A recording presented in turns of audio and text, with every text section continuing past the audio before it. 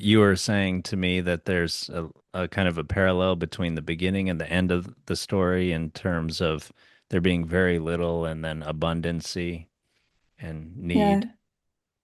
yeah, I got the start of the story. There isn't enough of the cake or wine because of the mom's stinginess, but giving it to Dummling to where she only gave him the sour beer and the stale cinder cake. Um, but but the little gray man is able to help Dummling, and by turning that cinder cake into beer into a sweet cake and wine, and they both share it. And then towards the end, now that Donnelly has access to access cake and wine, he pays it back to the little gray man by letting him kind of eat himself to his heart's content at the cellar and with all those loaves of bread um, when when he needs his help. Right, yeah.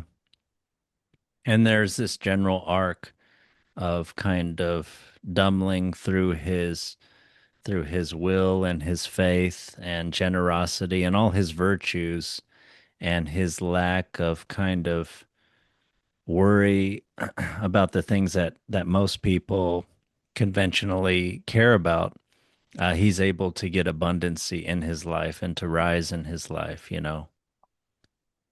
through his generosity and um, concern for the gray man, for the little gray man.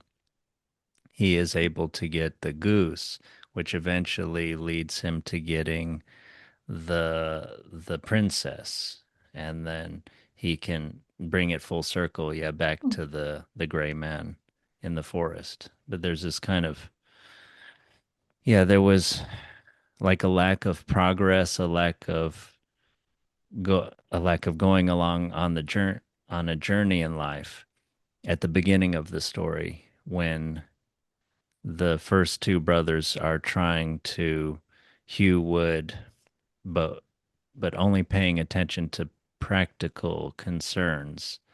I'm going to the forest to hew wood, and then there's this annoying little man that wants to share my food, but I need my strength to cut wood. And so there's this kind of idea that they're overly practical, stingy, and if they had been more generous and less narrowly calculating, then they would have got what they wanted.